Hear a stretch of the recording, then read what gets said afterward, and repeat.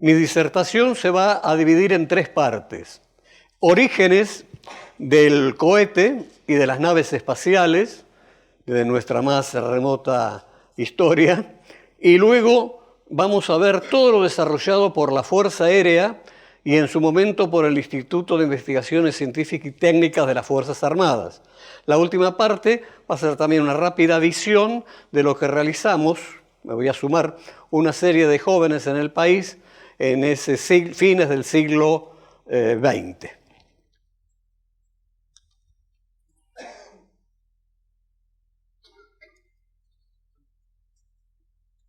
Perdón. Hay un recuerdo, el año 904. En el año 904 se hacen las famosas flechas de fuego en la cultura china. Esto, que parecía quizás insignificante desde lo bélico, se ha llevado a la actualidad y se ha construido el mismo aparato. Y se colocaron globos en un campo simulando cabezas. El impacto fue increíble, es decir, del resultado. Estamos hablando a los finales de los años 1000. Acá tenemos otra visión, ya en el 1232, uso de cohetes en el asedio de Cainfen, antigua capital de la provincia de Yan'an, en el centro este de China. Como vemos, una gigantesca cañita voladora. Esta tenía el efecto de generar fuerte ruido y, por supuesto, también explosiones. En China, con lejanos antecedentes de ambiciones espaciales, tenía, de acuerdo a una leyenda de la dinastía Ming, un noble llamado Wang Hu hizo construir una silla con propulsión cohete para viajar a las estrellas. Todo hace pensar que desapareció en una gran nube, explosivamente. El gobernador de Mysore, Hyder Ali Khan Bahadur, 1722-1782, formó una unidad de coheteros de 1.200 hombres que le dio el triunfo en la batalla de Politur en 1780. Le sucede su hijo Tipú Sultán, que incrementó esta unidad de coheteros a 5.000 hombres. Imaginémonos a la caballería británica siendo atacados por estas llamaradas ruidosas que además generaban, por supuesto, explosiones. Desarticuló al ejército británico y eso fue tan imprevisto o tan sorpresivo que un militar de apellido Congreve lo ve y piensa llevarlo a Inglaterra. Y ahí es donde aparece entonces los famosos cohetes que tienen su nombre. Pólvora negra, una especie de ánima en el fondo o alma, la tobera y la carga explosiva. Se inicia la combustión, hace en forma de cigarrillo y enciende luego el explosivo. Esta nueva arma fue utilizada, 25.000 cohetes ingleses sobre Copenhague, del 1 al 5 de septiembre de 1807. De 500 a 600 edificios fueron quemados. Eran fundamentalmente grandes casas de madera. Se lanzaba desde barcos o botes y también desde tierra. Guerra de 1812, durante el conflicto con los Estados Unidos de América, los británicos utilizaron cohetes Congreve en la batalla de Bladensburg, que condujo a la quema y rendición de la ciudad de Washington. La flota británica se diseñaron 2 buques coheteros y este último pasa a la historia, es decir, estamos hablando del buque Erebus, a lograr el bombardeo del fuerte McHenry en la guerra contra los Estados Unidos en 1814. Sus cohetes Congreve inspiraron al poeta Francis Scott Key el 5º verso de la primera estrofa del himno de los Estados Unidos, que habla del rojo resplandor de los cohetes y las bombas explotando en el aire. Como arma bélica la vamos a conocer también nosotros. El general San Martín en el 1821 utiliza los mismos Congreve en Mirabé, al sur del Perú. Pero acá hay algún hecho interesante. Los cohetes no funcionaron. ¿Pero por qué? Porque San Martín los manda a fabricar en Chile y eran obreros españoles. Entonces cargaron con alguna que otra piedra, con algo de agua, y los cohetes eran inútiles. pero queda como un intento bélico interesante. El almirante Guillermo Brown los empleó en la Guerra del Brasil, 1826-27, en la batalla naval de Juncal. Las fortificaciones de la isla Martín García contaban con un lanzador de cohetes Congreve. En la acción del 9 de diciembre del 841 ya, 7 barcos argentinos, 4 uruguayos, al mando de Juan Haste Coe, perteneciente a la flota riverista, el San Martín, nuestra nave, alcanzó con 2 cohetes a la nave Cagancha, logrando capturarlo y llevarlo a puerto de Buenos Aires. Pasa los años, 4 años más, 20 de noviembre de 1845. Combate de la vuelta obligado, Río Paraná, naves invasoras de Francia e Inglaterra atacan con cohetes a las improvisadas defensas nuestras. Es decir, ese es el ataque que realiza contra nuestra artillería. Y en la batalla del Palomar, en Caseros, 3 de febrero del 52, las fuerzas de Rosa disponían de cohetes de la Congreve, lo mismo en el bando opuesto de los brasileños aliados de Urquiza. En el 23, sitio de Buenos Aires. Y luego en 1866, 1870, varios episodios de la Guerra de la Triple Alianza, Ejército del Paraguay utiliza cohetes contra los ejércitos aliados de Argentina, Brasil y Uruguay. Volvamos entonces ahora hacia el mundo civil, el mundo científico. Todos recordamos a Julio Verne, y también su famosa película del viaje a la Luna, el libro del viaje a la Luna, y Robert Goddard, que ya en 1919 habla de la posibilidad de construir cohetes como un elemento para transportar instrumentos para el estudio de la alta atmósfera. De alguna manera es el inventor del cohete sonda. Imaginemos que esto tuvo éxito en los Estados Unidos. Acá vemos el motor líquido. Llegó a una altura de unos 2.700 metros allá por los años 36, si bien mal no recuerdo, pero hay una figura muy importante que fue Konstantin Tsiolkovsky, ruso, un autodidacta. Este hombre, ya en 1902, 1903, habla de una astronave, de una nave espacial. Eso hizo que pasara muy pocos años y aquí en 1933, rodeado de entusiastas, lo tenemos a Korolev, y también, por el otro lado, la Asociación de Vuelos Espaciales, los tenemos a los alemanes y algún rumano, y acá está un joven con media, 18 años, que se va a llamar Wernher von Braun, que va a ser importantísimo en este desarrollo espacial. Y llega entonces Werner Magnus Maximilian von Braun, creador de la B-2 alemana, el hijo de un varón y de una marquesa prusiana, va a construir, con el aprendizaje que tiene de los grupos coheteros, para darle ese nombre alemanes, va a diseñar con otras gentes esta construcción que alcanzaba 300 y tantos kilómetros, la famosa Venganza 2, para dar una idea, cuando comienzan los rusos los bombardeos de las bases, hay 50.000 obreros bajo tierra produciendo la B-2. ¿Se imaginarán entonces usted la cantidad de vehículos que se hicieron, que atacaron a Polonia, a Inglaterra, etcétera? Bueno, pero no se llamó para cambiar, por supuesto, la guerra. Él le dice a su gente, ¿qué prefieren? ¿Nos rendimos a los rusos o a los americanos? Y él tenía el botín. El botín era este gran secreto. Y entonces muchos de ellos aceptan pasarse a los americanos, se olvidan todas las, digamos, elementos bélicos o posbélicos que podían existir, es trasladado a los Estados Unidos y en poco tiempo más de 100 científicos alemanes trabajan en un proyecto. Acá tenemos, por otro lado, los japoneses con sus aviones cohete, suicidas, que iban lanzados desde un avión y estallaban contra los barcos, o sea, los famosos kamikaze. Una visión posguerra, los americanos muy interesados en esto, casi 500 kilómetros de alcance, la B-2 alada.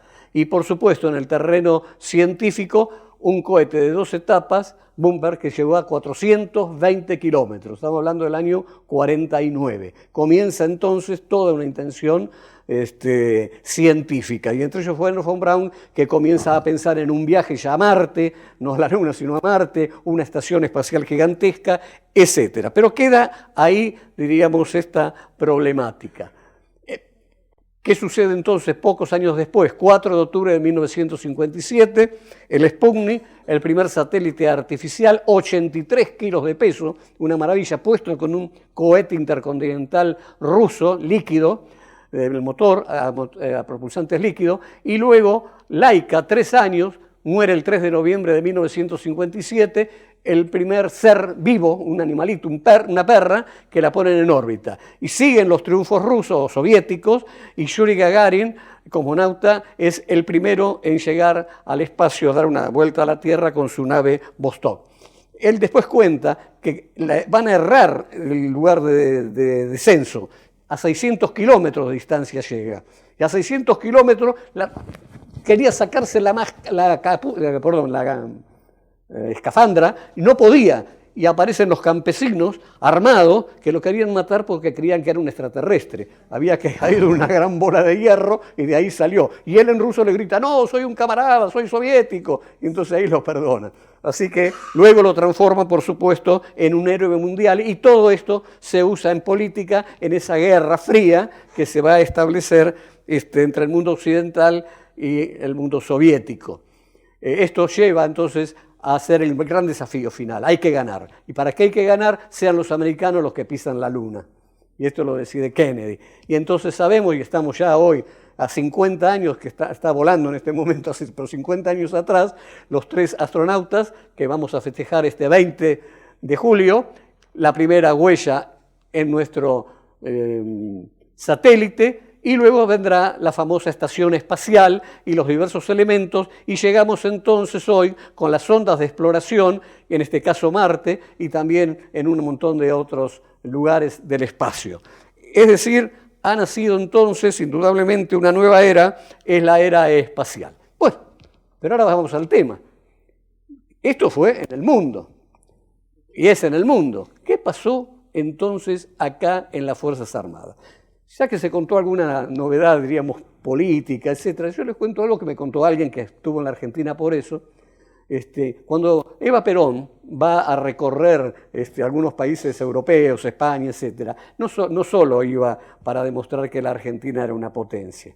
Algunos le decían, mi país, hay un hombre muy parecido a los de ustedes, y quiero que vengan a trabajar. ¿Quién eran? Los científicos que se necesitaban, desde nucleares, aeronáuticos y de la cohetería. Y entonces ahí va a aparecer algunos, y uno de ellos son técnicos alemanes que van a tener este proyecto. Es el proyecto de una bomba voladora, planeadora. Su misión es aire-mar, atacar los barcos. Los alemanes habían hundido algún que otro crucero ruso con este tipo de armas, y acá entonces se hace este elemento, y este elemento fue, acá vemos una visión del mismo, transportado por un Abrams Lancaster. Se soltaba la bomba, adelante acá iba una cabina de cristal, acostado a lo largo iba el que piloteaba la bomba. Esto corría unos 60 kilómetros.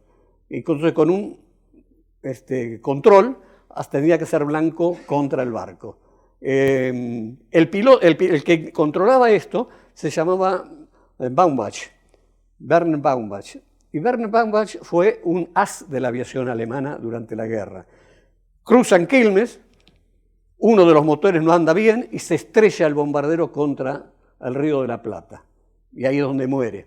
En Citefa hay una placa muy grande que dice a nuestro camarada, Baumbach, etcétera, de los técnicos de ese momento.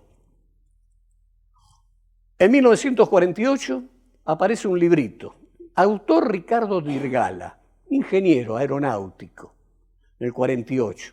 Aeromóviles como caza robot. ¿Quién era Dirgala? Dirgala era nada menos que un oficial que había trabajado, un oficial, diríamos, de polaco, en la RAF, que había trabajado con ellos identificando a todos los vehículos militares alemanes. Este es el libro. Yo lo tengo y es realmente interesante y pensar que eso era de venta pública en el lejano ya año 1948. Entonces Dirgala va a construir, o mejor dicho, diseña, desarrolla, construye un motor AN1 de ácido nítrico y anilina, motor líquido, y ese motor líquido va a ser luego colocado en un vehículo, el Tábano, y acá vemos cómo es la idea que este Tábano podía lanzarse. Pero yo les hablo con franqueza, no es así la cosa, porque él lo único que hizo fue un vehículo para poder hacer pruebas aerodinámicas. Claro, entonces pensaron a nivel militar, y si le ponemos la carga, entonces ya tenían ahí un elemento similar al PAT-1. El PAT-1 ustedes todavía lo pueden ver en el Museo de Armas del Colegio Militar de la Nación. Ahí está el último modelo, el único modelo que existe que no ha sido destruido. Bien, este aparato de Dirgala fue secreto de Estado. Comenzaron la investigación 48, 49, 50, y estaba, me cuenta uno de los que trabajaron en ese momento ahí, había una especie como de construcción de cemento armado y 2 guardias con fusiles, cuidando qué cosa, el gran secreto de Estado, los planos, todo lo demás del proyecto. Y un día se le presenta al director de ahí en fabricaciones militares a alguien que le dice, señor, dice, mecánica popular. ¿Cómo mecánica popular? Sí, que el proyecto es nuestro. Entonces se agarra, lo mira, se agarra de la cabeza, ¿no? Esta es conseguí la mecánica popular, fotocopiarla, y dice, levanten todo. Pero queda así. Entonces Dirgala pide que por favor, allá por el 47, le levanten el secreto de Estado. Entonces puede publicar el libro de él, en el cual relata todo esto. En 1960 se va a crear la Comisión Nacional de Investigaciones Espaciales. Aquí está lo que esa comisión decide, lo podemos leer, así que no lo vamos a reproducir.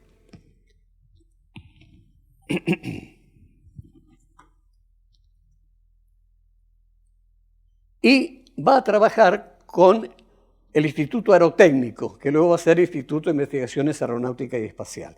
Y va a salir el primer proyecto. Este primer proyecto es conocido por todos. En su momento, el diario Crítica sacó pequeño título. Creo que todos acá podemos llegar a verlo. Y el pequeño título decía, Crítica, 3 de febrero de 1961, éxito del cohete argentino. El proyectil alcanzó una altura de 25 kilómetros, satisfacción por este primer experimento. Lo importante no es la altura, podríamos discutirlo mucho históricamente o técnicamente, pero sí lo importante es que Argentina comenzó a producir un programa de cohete sonda. El combustible era fabricado en Córdoba, era una mezcla de nitroglicerina y nitrocelulosa, apogeo de 20 kilómetros, ese era el diseño, peso total de 28 kilogramos. Se hicieron algunas experiencias en el 61. Aquí tenemos la gente que hizo la primera prueba. Este es un hombre que ahora vamos a ver su nombre, muy importante, la rampa de lanzamiento, por supuesto el sacerdote, en el centro de Córdoba fue la experiencia, y acá entonces el comodoro Aldo Scioli dice lo siguiente: el primer lanzamiento dio lugar el 2 de febrero del 61 desde la localidad de Santo Tomás, en Pampa de Chala, provincia de Córdoba, es decir, la primera aeronave. Muy bien, a diríamos, desarrollo se le va a sumar rápidamente un segundo. Acá estoy yo porque descubrí este elemento. Este elemento es nada menos que el Beta Centauro. No está en el Museo de Aeronáutica. Pero alguien me dice, Roberto, el Beta Centauro, yo lo he visto. ¿Dónde? En el Aeroclub Universitario, ahí en Camino de Cintura. Y me voy con un hijo y digo, perdón, yo vengo a buscar, y hago así, y veo la primera etapa, que es esto, en la confitería. No, dice, hay otro pedazo por ahí. Voy a una habitación y tenía la ropa colgada ¿no? En el otro. Está acá. Entonces, che, me dejan armarlo, porque yo, no miran, dicen, hace lo que quiere. Y con mi hijo lo armamos y por lo menos nos sacamos la foto. ¿Qué se probó acá? Se probó realmente la separación de etapas. Sigue el trabajo, y el trabajo nos lleva entonces a nada menos que el Gamma Centauro 1. Ya estamos ante un cohete bien diseñado que tiene un objetivo. ¿Cuál es el objetivo? El que quiere la Comisión Nacional de Investigaciones Espaciales de Habanera. Quieren llegar a 80 kilómetros con 5 kilos de carga útil para el estudio de la alta atmósfera y la ionosfera. Luego de eso se va a hacer el segundo modelo, y este segundo modelo, el Alfa Centauro 2, acá lo observamos que está dentro de una especie de forro, de plástico. ¿Haciendo qué? Está nada menos que en la cordillera. ¿Por qué? Porque el plan es trasladar este elemento, aquí está se ve mejor, está la prueba, trasladarlo nada menos que a la Antártida. Y se lanzan Alfa Centauro desde la Antártida y se lanzan Alfa Centauro desde Yamikal, que era la base de lanzamiento. Esto da una primera etapa. No es suficiente y entonces va a llegar un nuevo plan. Pero antes de eso hay una visita muy interesante. En octubre del 63, Wernher von Braun visita a la Argentina y el Instituto de Investigación Aeronáutica y Espacial. El entonces comodoro Miguel Sánchez Peña, un prócer de la investigación aeroespacial de nuestro país, le muestra materiales utilizados. La Universidad Nacional de Córdoba le otorga el doctorado honoris causa en el aula magna de la Facultad de Ciencias Exactas, Física y Naturales, y también brindó una conferencia sobre los programas de la NASA. Acá está el famoso oficial Cueto, comodoro, que ha sido o es director del Museo Universitario. Por su lado, el Instituto de Investigaciones Científicas y Técnicas de la Fuerza Armada lo tenía a Dirgala. Y entonces dijeron, Dirgala, ¿y qué hacemos acá? Que estos han comenzado a hacer cohetes. Y como ellos representaban a las tres fuerzas, bueno, construyeron el Prozón. El Prozón es un vehículo muy simple, de 2 etapas, también planificado para alcanzar una altura de 80 kilómetros con 5 kilos de carga útil, y se realizaron experiencias, no se llegó a esa altura. Acá lo vemos con mayor detalle, pero fue un interesante desarrollo. Pero utilizaba el propulsante homogéneo bibásico, es decir, nitroglicina y nitrocelulosa, y esto funciona con 150 atmósferas de presión. Por lo tanto, se usaban unos hermosos tubos de acero, ¿no?, Dálmine, muy pesados, y por eso no se podía encontrar el alcance necesario. Ahí entonces vamos a ver ahora una idea. Nosotros tenemos el Beta Centauro, el Gamma Centauro, el Alfa.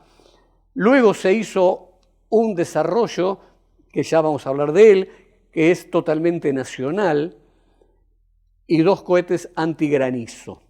Por el otro lado va a aparecer el Orión 1, Orión 2, Canopus, Rigel y Castor. Vamos a verlos un poco más en detalle. Orión 1. Ya es Instituto de Investigación Aeronáutica y Espaciales, primer lanzamiento 20 de octubre del 65. Seguimos con el tema de la carga útil de 5 kilos, el diámetro es de 206 milímetros, y vamos a ser francos y reales. El grano es de origen francés. Al grano se le llama a la carga química. No es desarrollo nacional, es desarrollo argentino. Se hacen 2 lanzamientos y con estos 2 lanzamientos se ve que el cohete en el aire comienza a hacer ciertas cosas no equilibradas. Por lo tanto, Cueto y otros, ¿qué se le ocurre? Hacerlo más largo y de mayor potencia, porque no se alcanzaba. Agarraron 2 granos, grano y medio, o sea, 2 cilindros químicos del Orión 1, serrucharon a uno y lo pegaron, ¿no? Esta cosa, los argentinos arreglamos todo con alambre, ahí funcionó muy, pero muy bien.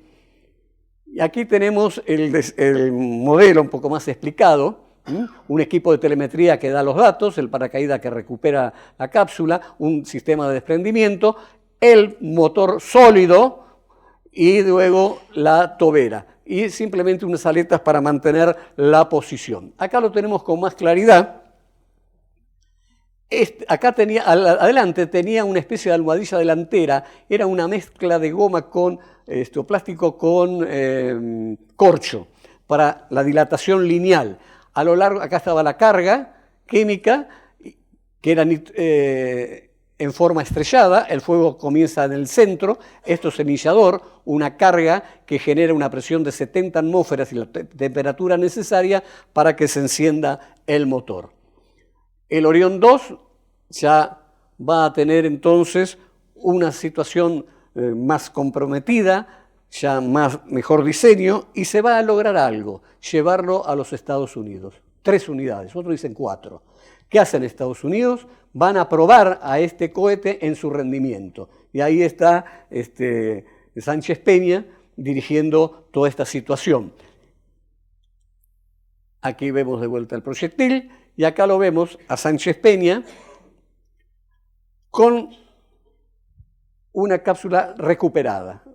¿Pero con qué lo recuperaron? Con un helicóptero, lo cazaron en el aire. Caía en paracaídas, va el helicóptero y lo recoge. Bueno, es totalmente aprobado y es entonces un vehículo de exploración científica. Se hace otro cohete, en este caso este es el Canopus 1, con un diámetro mayor, con otro grano francés de mayor tamaño, pero ya estamos hablando un apogeo de 100 kilómetros con 40 kilos de carga útil.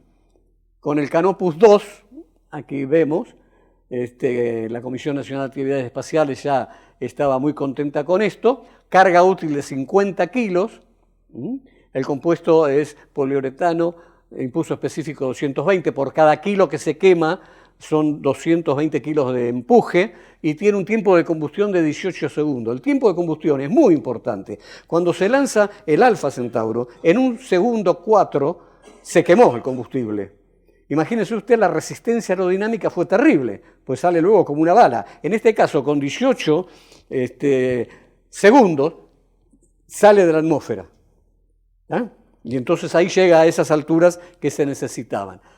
Otro modelo va a ser entonces un Canopus con un Orión 2 y se va a transformar en este cohete llamado Rigel, que para ayudar a la aceleración se le colocan 2 cohetes tipo T-10, tipo el Alfa Centauro, para asistirlo. Y entonces ya estamos hablando de un cohete con una carga útil de 30 kilos, un peso total de 330 kilogramos, con una altura nada menos que de 300 kilómetros. Ya tenemos entonces un cohete sonda más respetable. Y entonces va a aparecer, claro, la Comisión Nacional de Actividades Espaciales no solo apoyaba todo este tema de la cohetería sonda, había un instituto de investigaciones aeronáuticas y espaciales, radiación cósmica, etc. Y va entonces a hacerse una experiencia con un pequeño ratón, y este pequeño ratón va a subir a 80 kilómetros de altura, a una altura casi de 80 me parece.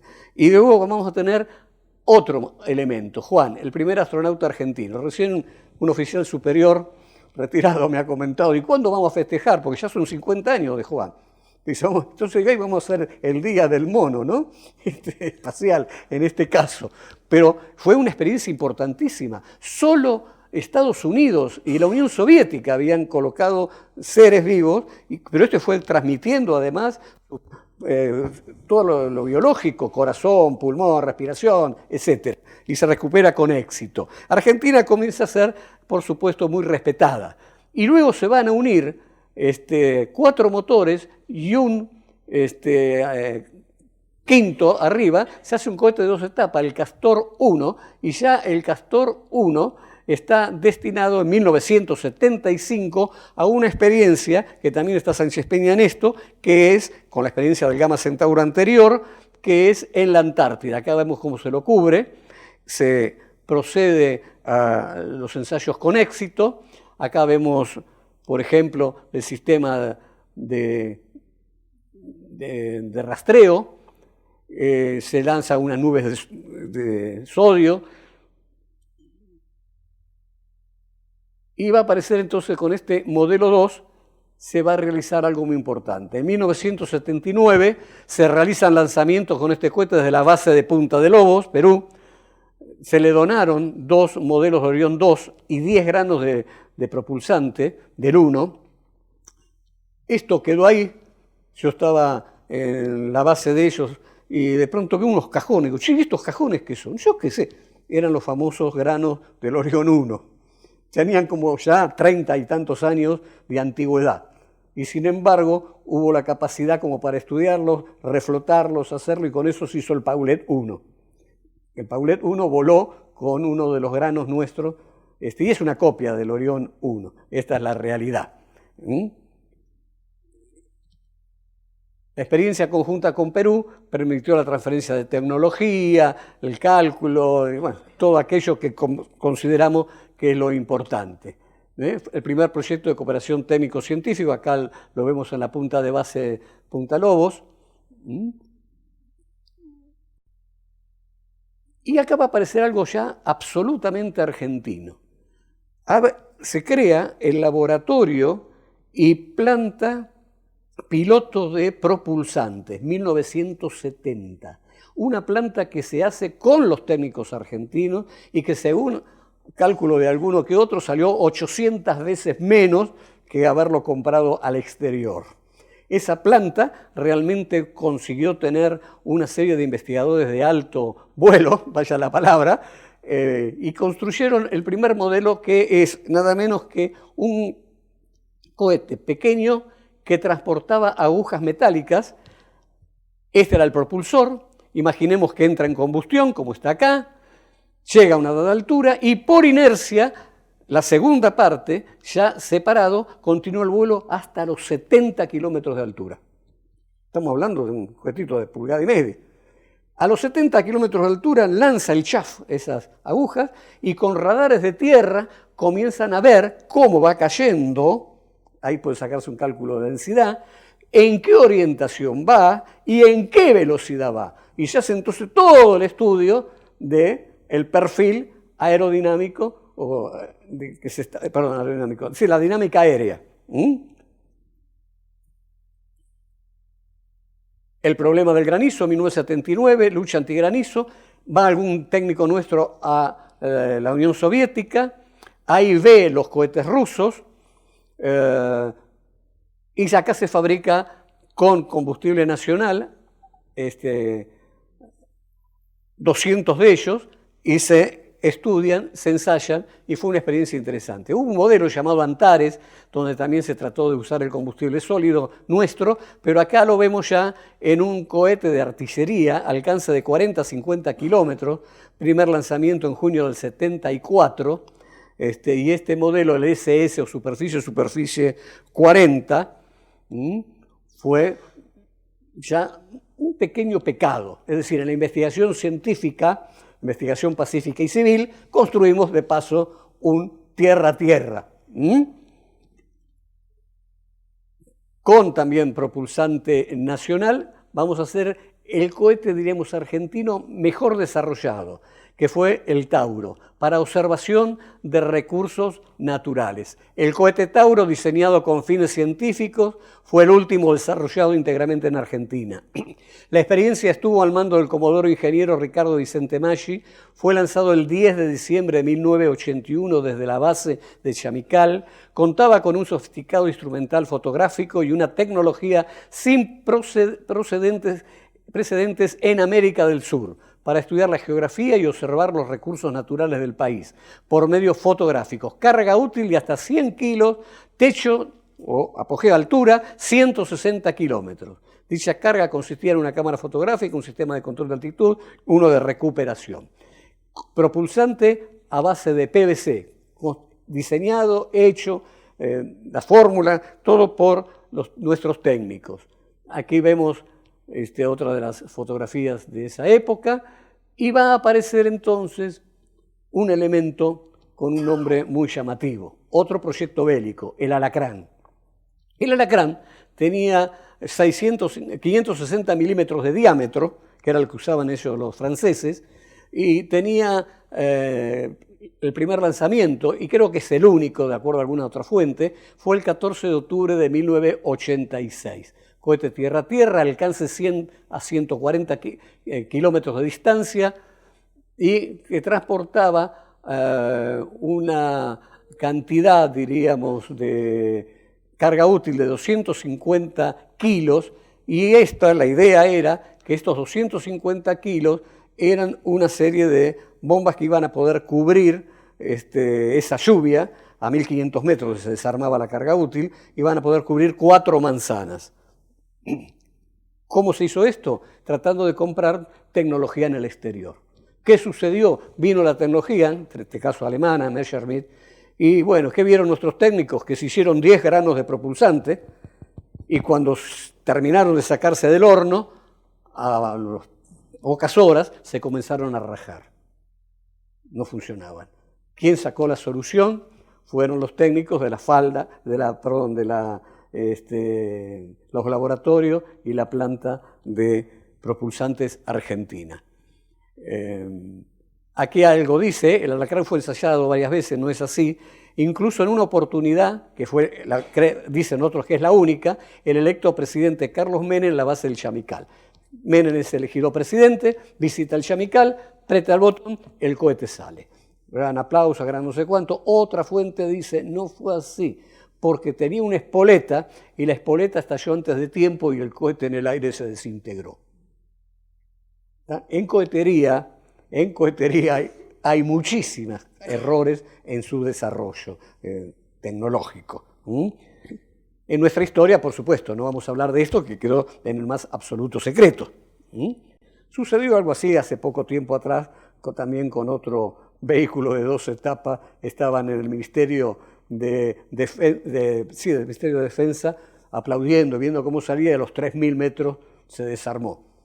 Eso me hizo pelear con alguna amiga que está como periodista en el edificio Cóndor, cuando dijo, ¿cómo vos te uniste a esto? ¿No?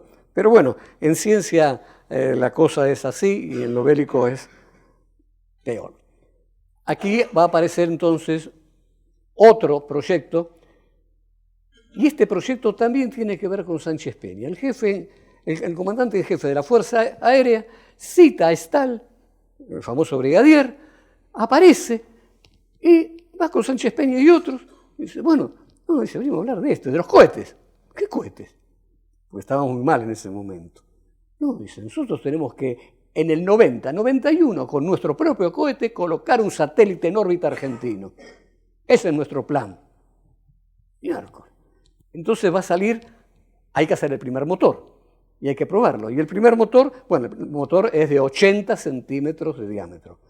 Yo tengo, y he estado una semana desesperado buscándolo, tengo un CD con las pruebas de banco de los motores del Cóndor 1 y 2, que eran secreto de Estado. A mí me lo dio un pecaminoso químico de esa época. Dice, toma, acá lo tenés.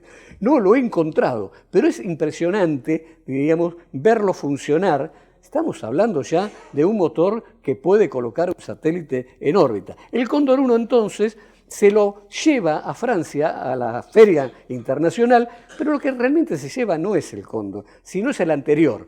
Lo que pasa es que se le pone el nombre Cóndor para que ellos digan, no, pero alcanza apenas 100 kilómetros, 140 kilómetros. Este tenía otra cosa, era un apogeo de 300 kilómetros de altura con 400 a 500 kilos de carga. Entonces decían, ¿qué cohete sonda de 500 kilos de carga? Ya Argentina comenzaba a ser desconfiada. Bien, el plan era lanzar el primero en 1985, no fue así, y va a aparecer entonces el famoso Cóndor 2. Después del conflicto de Malvinas, la idea de tener ese cohete satelital, que era el Cóndor 1, ya con 3 etapas, se va a transformar en un proyecto bélico. Este proyecto bélico tiene diversas fuentes de información. Creo que la más buena, la más certera, es de Pablo de León y es su tesis doctoral en la universidad donde él se graduó de doctor en historia, ¿no? Es magnífico. Acá esto está hecho en nada menos que en Mendoza, en un taller. esta era la cabeza de entrada. Esta cabeza de entrada, ya a nivel internacional, miraban y dicen, sí, pero todo argentino puede poner una carga de 500 kilos ya nuclear, o explosiva, o bacteriológica. ¿En qué andan? Bueno, el tema era que ¿en qué andaban?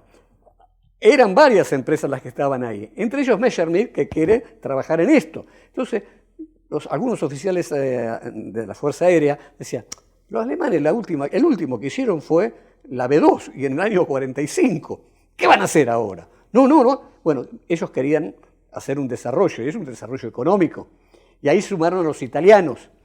En Italia se probó el primero de estos motores de 80. Luego se construyeron en la fábrica famosa de la base de Falda del Carmen. Ahí llegaron 30 técnicos egipcios que estuvieron un mes en máximo secreto produciendo combustible. Y la idea era pagarle a Egipto con 40 cohetes de este tipo. Hicieron una planta igual a la nuestra allá en Egipto. Y a su vez, Saddam Hussein, que estaba en guerra con Irán, tenía una profunda necesidad. ¿Cuál? Poder meterle unos cuantos bombazos a la capital de Irán, para que el pueblo viera que no estaban ganando. Y tenía un aliado en ese momento, y así me cuenta un embajador, y dice, no, dice, y Arabia Saudita puso 260 millones de dólares. ¿Cómo? Sí, dice, para ayudar en todo esto. Y entonces ellos también tuvieron su planta allá. Y dicen otras versiones que antes que cayera, de esto 6 meses antes, ellos consiguieron lanzar el modelo no militar, sino civil, y poner un satélite en órbita que dio 8 vueltas a la Tierra y cae. Cuando llegan los norteamericanos, estaba todo volado. Ah, todo volado. No se preocupen, esto terminó más o menos similar. ¿Cómo terminó similar? Me contó un oficial que dijo, sí, estamos en Chamical, cuando llegaron los norteamericanos, dando la orden de que volar toda esta vía ferroviaria, hay que volar la casamata, porque ahora se hizo nuevamente los últimos lanzamientos en Chamical, había un puma viviendo ahí con su cría, etc. Da una idea. Ahora, ¿pero por qué? Y bueno, vino Todman, un embajador negro estadounidense, dicen que era de religión hebrea, pero estaba muy preocupado Israel, que Saddam Hussein tuviera esto. Muy preocupada estaba de que Egipto lo tuviera. Y Egipto estaba muy preocupado, por eso se unió a este proyecto, porque Israel ya tenía un cohete de 700 kilómetros de alcance. O sea, nos metimos en un gran nivel internacional y nosotros a su vez pensamos, bueno, ya le pegamos a los ingleses desde tierra. Y entonces se llevó a este vehículo, el misil, al lanzamiento. Y aparecieron tantos cazadores de pájaros, exploradores de arqueología, etcétera, que se suspendió el lanzamiento. Estaba listo, se hicieron 2 unidades completas para poder probarlo. Acá lo tenemos entonces al Cóndor 2, modelo argentino. Esto se volcaba, ¿no? Y al volcarse iba con un camión. O sea que podíamos poner o disparar el cohete desde cualquier lado. Muy similar al Pershing de USA, que era un cohete para destruir las pistas de aterrizaje. Bien. Los desarrollos de cohetes entonces somos los que hemos visto, el Orión 2, 3, bueno, no vamos a hablar de todo esto. La síntesis final. La Fuerza Aérea Argentina poseía 3 bases equipadas para lanzamiento de cohetes. El Centro de Experimentación y Lanzamiento de Proyectiles Autopropulsados CELPA en el Chamical La Rioja, que terminó, vemos mal, el Centro de Experimentación de Mar Chiquita, yo estuve en la inauguración, ahí se lanzó un Dragón, un cohete de 2 etapas, francés, estamos hablando de los lejanos años 70, a pocos kilómetros de Mar del Plata.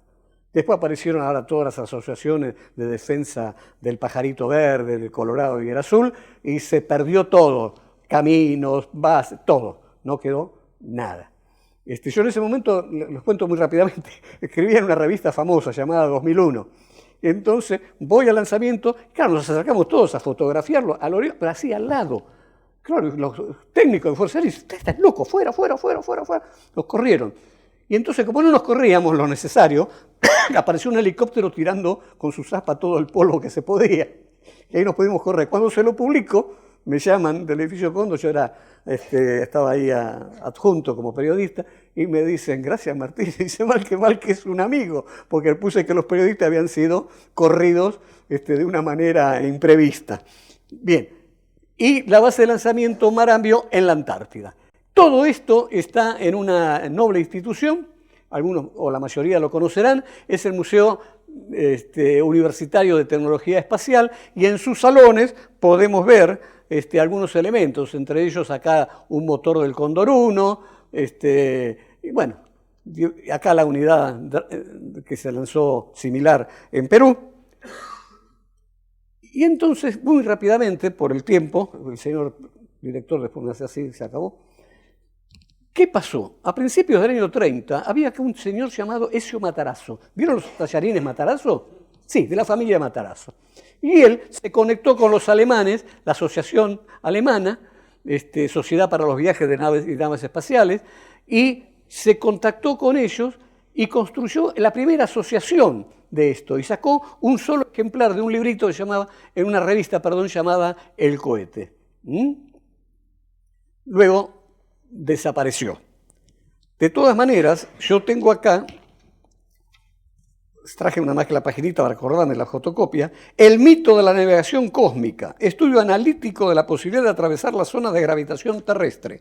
Son 3 números del Boletín del Centro Naval, mayo-junio de 1933. Teníamos argentinos que tenían la información, la capacidad científica y técnica, por lo menos igual, acorde a esa época. Y va a aparecer en 1945 el primer grupo, luego se acrecienta, no llega a más de 14 miembros, Sociedad Argentina Interplanetaria o la Asociación Argentina Interplanetaria, de la cual también formé parte, y sentado acá lo vemos a el ingeniero Teófilo Tabanera, fundador de esa comisión. Esta Comisión Nacional de Investigaciones Espaciales tiene un antecedente. El brigadier Zuloaga, que tiene 2 libros sobre el tema astronáutico, el brigadier Zuloaga, ¿qué hace? Maneja a la gente de Fuerza Aérea diciendo hay que hacerlo, y se crea en el 59 la Escuela de Astronáutica, que llegó a hacer alguna experiencia en Quilmes. Entonces, en el 60 ya se crea la comisión. Y este es el famoso Ariel Cirorrietti, que fue todo un personaje de la aeronáutica. Esta asociación dicta un montón de conferencias, reuniones, pero todo teoría. Pero en 1950, y yo la vi de chico, llegó esta película. ¡Ah, Dios mío! Era increíble, era para verla 2 o 3 veces a lo que nos gustaba. Y ahí me enloqueció. Entonces yo, esto es una tontería ya de alguien muy adulto. Dije, los yanquis me enteré que saben un montón de una cosa. De lo demás no saben nada, pero de eso, entonces yo, en mi vida, yo quiero saber mucho de esto, ¿no? Y ahí me quedó como, diríamos, una motivación, la película. Esa Sociedad Argentina Interplanetaria, que tenía algunos elementos muy interesantes. Tabanera viajaba constantemente, fue 5 veces vicepresidente de algo que fue la Unión Internacional de Asociaciones. Había unos que dijeron, ¿y a cuándo hacemos nosotros algo? Y entonces se separaron de la asociación. Y en 1956 se lanzó el primer cohete. Acá esto es una nota de la revista Vea y Leas del 60, pero esto pertenece al Martín Fierro 1.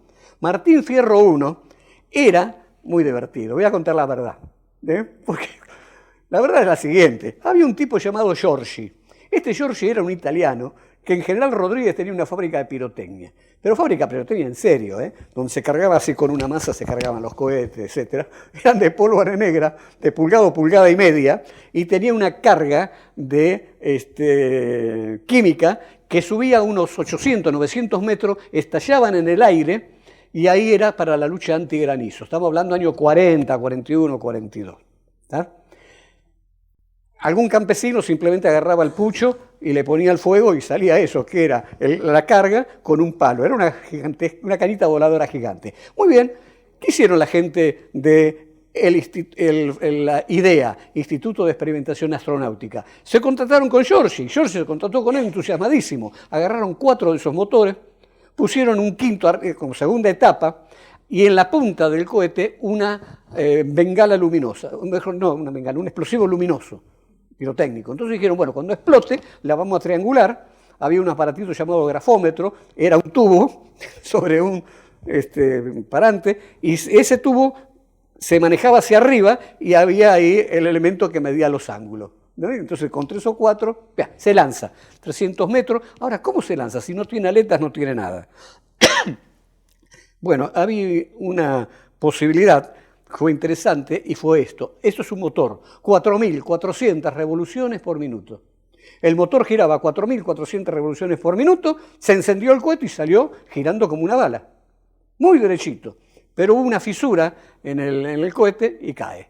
Bien, acá está el presidente de esa época, Ortiz Noguera. Ortiz Noguera, los muy, muy maduritos, quizás lo recuerden, porque es nada menos que el autor de Poncho Negro, el héroe de historietas, Poncho Negro. Bueno, él, que era Poncho Negro, ahí está Carlos Sichel, su esposa.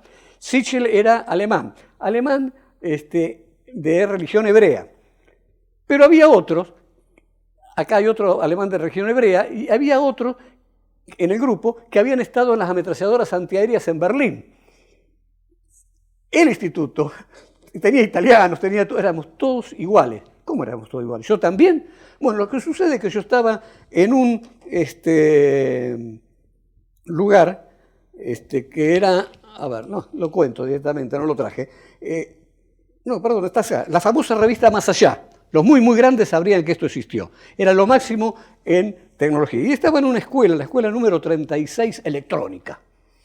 Y entonces yo ahí como alumno entro, pero antes me compro una revista. Y la revista, último número, el 48, ya atrasado cuando lo compré, decía esto: ¿le interesa la astronáutica? ¿Quiere saber más de esta nueva ciencia? Asóciese al Instituto de Experimentación Astronáutica IDEA y ayude teórica y prácticamente. Florida, me escapé del colegio. Llegué a las 9 de la noche al lugar, subo la escalera, estaba toda oscura la escalera, y veo una habitación abierta. Entro y nadie me dio ni bolilla, estaban en una mesa con unos planos ahí, desarrollando. Nadie, uno más. ¿No? Bueno, entonces, ¿qué pasó? Me asocié, por supuesto, al Instituto de Experimentación Astronáutica. Hicimos macanas terribles, entre ellos un banco de prueba. Tenía el instituto un terreno, y ese terreno pusimos el banco de prueba estalló, vino un camioncito de la policía, venían algunos vecinos con los pedazos de metal y decían, estos hijos de tal por cual, ese es un japonés de Frondizi, no sé cuánto. Nos llevaron hasta el otro día, hasta que descubrimos que teníamos permiso para hacer experiencias. Permiso, sí, teníamos permiso, y el terreno era nuestro. Lo que pasa es que no, los nuevos ranchos que se habían puesto ahí. Bueno, ¿y qué era lo más terrible de todo esto? Teníamos una donación del ejército de 80 kilos de trotil. Nos habían donado 80 kilos de trotil para poder hacer combustible. Nunca se usó. Pero tuvo alguna que otra infiltración de algunos de los primeros muchachos que querían saber dónde estaba el trotil. Bueno, no los quiero aburrir con esto. Acá tenemos entonces una actividad norteamericana. Se lanza el satélite artificial en el 57, ruso, el Sputnik. Los chicos norteamericanos se enloquecieron. Queremos construir cohetes. Y entonces comenzaron a hacer esto. Esto es una combustión de zinc y azufre. Zinc y azufre en polvo, se carga en un tubo y al encenderlo eso genera todo este lío de luces y humos y no sé qué, y llegaron lo máximo a 6.000 metros de altura. Y cada uno podía construir su cotito, llevaba los elementos, lo mezclaba, lo tiraba. Nunca hubo un accidente. Y eso fue publicado en la revista Mecánica Popular. Miren si soy el tipo que cuida. La tengo acá. Y cuando vimos Mecánica Popular dijimos, ¿cómo? Y ahí ya nos entusiasmamos mucho porque hubo una segunda revolución de la Asociación Interplanetaria al instituto que quería experimentar y de los que experimentábamos los muchachitos, que éramos muy jóvenes, y entonces nosotros decidimos hacer un corte generacional. Acá estoy yo con pelo y todo, mi primer diseño, y esto era el Ateneo Iberoamericano.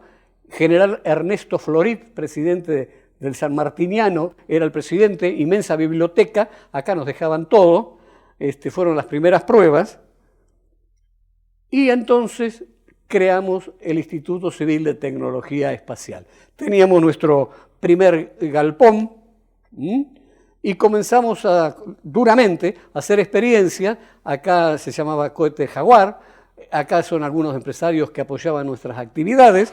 Comenzó entonces una experimentación, vamos a hacer muy rápidamente. Este soy yo, por acá está presente uno de los miembros, esta es la página entera del diario, presentación en sociedad de cohetes argentinos. Por supuesto vamos a ver que el personal tiene bandera argentina, está formada, etc. El que está acá presente es mi amigo D'Alessio, está por ahí. Y acá tenemos las primeras pruebas, diseño y construcción con cohetes antigranizos en la provincia de Río Negro. Y esto sale en La Razón el 28 de abril de 1965. Para provocar lluvias artificiales, etc. Ellos lo comprendieron bien, pero hicimos 10 cohetes y los lanzamos con toda tranquilidad en todo un operativo exitoso. Acá vemos uno de los paneles de tiro, año 65, tenía un sistema de comunicación a nivel de cables y podía disparar hasta 4 cohetes a la vez. Continuando con eso, un llamado cañón sónico, fue la idea de poder seguirlo en vuelo y grabarlo. ¿Para qué? Para hacer algo importante, que era saber exactamente el tiempo de combustión en vuelo cuando ya lo perdíamos. Y algo más o menos funcionó. Acá tenemos otro de los lanzamientos.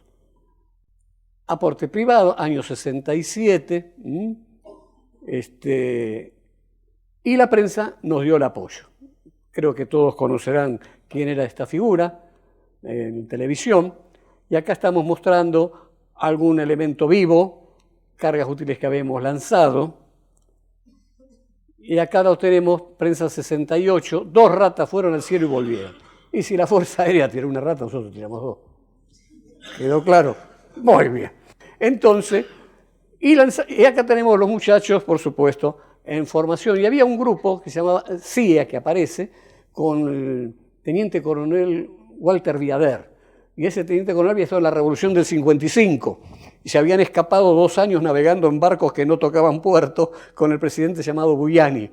Bueno, y entonces se unieron con nosotros y Buyani tenía una estancia. Y entonces en la estancia de Buyani hicimos la experiencia. Por supuesto, con todos los permisos.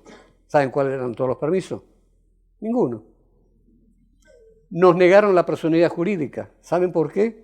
Porque había un programa para ayudar a la cohetería civil con $1 millón de pesos anuales. Yo ganaba 1.000 por mes. Dije, la miércoles, ¿cuánta? Y entonces, como no se dio eso, nos postergaba y nos postergaba. Y el que está abajo lo conocen quién es, ¿no? Fue muy famoso. Isla Huemul. Ronald Richter. Vivía en Monte Grande, vigilado por todos los lados. Israel lo había invitado a trabajar, no quiso. Estados Unidos... Cuando vino von Braun, va a saludarlo, vio que había un montón de gente, salió corriendo. Y yo dije, pero no, dice, tengo que ir a la embajada norteamericana 2 veces por semana. Yo estuve ahí en Monte Grande viviendo un tiempo, y lo veo un día. Digo, oh, good morning, profesor. Era real, era así. ¿Qué hizo él? Nosotros lanzamos varios globos, y los globos con placas para radiación. Bueno, aparece que había polvo radioactivo sobre Buenos Aires, sobre el Río de la Plata.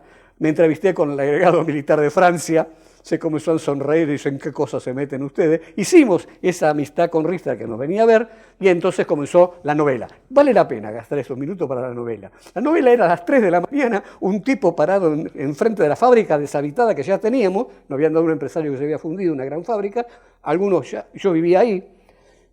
Los otros venían, 30 miembros activos, venían con su mochila, sus cosas, se quedaban ahí los días, viernes a la noche hasta el domingo, casi el lunes a la mañana, porque venía algún empresario y decía, hola muchachos, ¿cómo están? Y hacía así con la llave.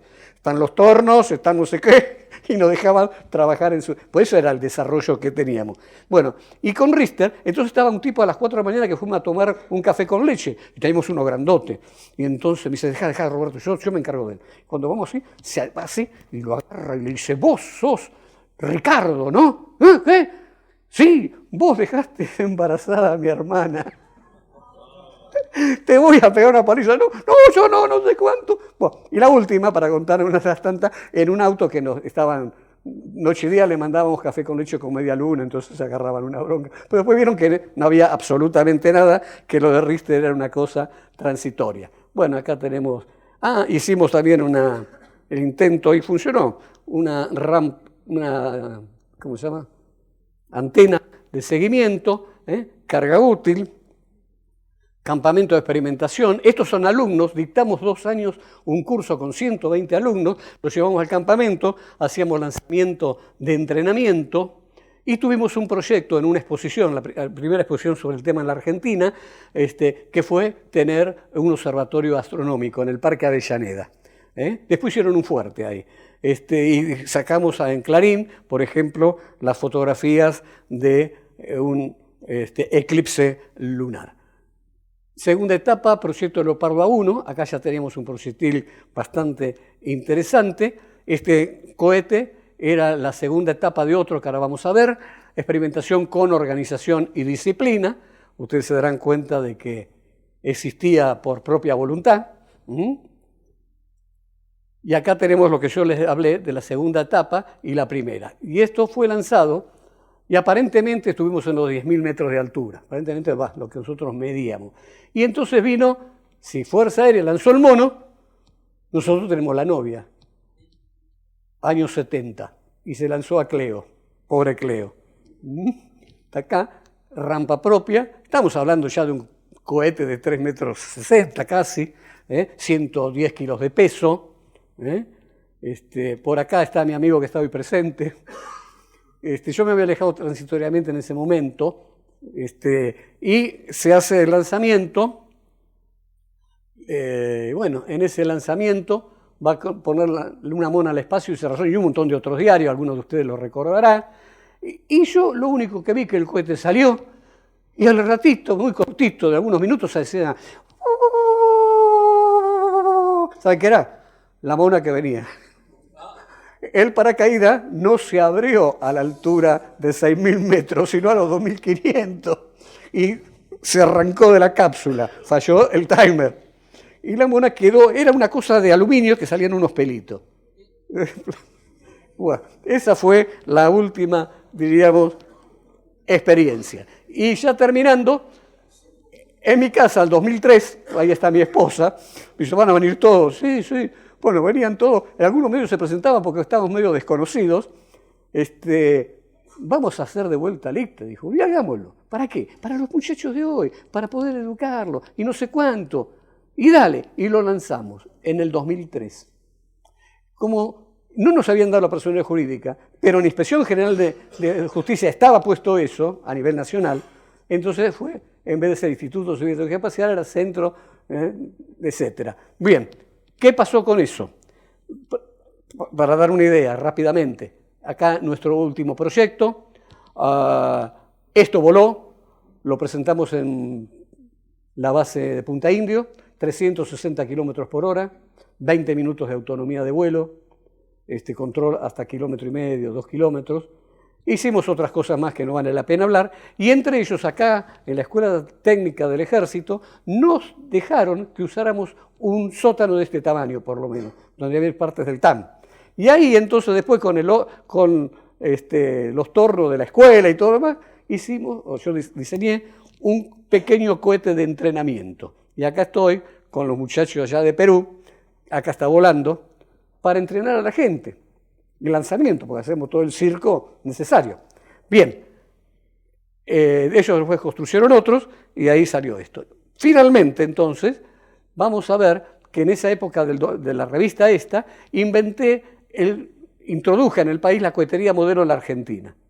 Acá hay una exposición en la avenida Santa Fe, acá están los pequeños cohetes, 17 clubes en el país, un montón de muchachos con toda la vocación aeroespacial, habida y por haber, como hobby o como vocación, y esta es la última figura, y acá vemos que es un cohete modelo. Para los que no saben, es eliminar el peligro que cualquier muchachito en su casa meta cabecitas de fósforo y cosas por el estilo, ¿no? Y si no, eso le pasó a Veracierto, el que estaba con el Martín Fierro. Se le ocurrió sacar ahí en una cápsula no sé qué, y se voló los 2 dedos. Entonces, a partir de ahora, el saludo cuando nos encontramos era, hola, ¿qué tal? ¿Cómo te va? Y todos hacían así. Bueno, en síntesis, acá tenemos un cartucho de cartón. Este cartucho de cartón tiene pólvora negra. Acá esta pólvora negra es cilíndrica, da a una carga que lanza una llamarada de gas. Acá está la tobera, y acá está puesto este pequeño motor comercial, todavía se venden acá en la Argentina, que expulsa el paracaídas. Y entonces de ahí se recibe la carga. Bien, espero no haber sido pesado. Teníamos un lema: cerrar las puertas a la juventud es cerrarlas al futuro, retrasa la renovación y el progreso, es suicidarse históricamente como nación. Y suicidarse, nos suicidamos varias veces, y tengo el placer de tener impecable el folletito de París, donde presentábamos nuestro Cóndor 1. No nos creyeron, así no fue, y no nos quedó nada. ¿Queda claro? Y realmente digo que no nos queda nada. Entonces no me queda otra cosa que despedirme de la siguiente manera.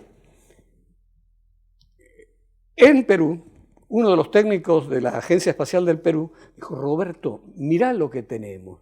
Y esto no lo sacaron. Lo compramos en una plaza a un tipo que vende libros usados.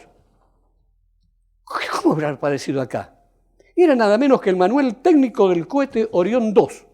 Cómo es el cohete, cómo se lanza, cómo se controla, qué es lo que mide, etcétera, etcétera. Y entonces lo he traído y voy a hacer una humilde donación, señor director, para la biblioteca de la Escuela Superior de Guerra Aérea.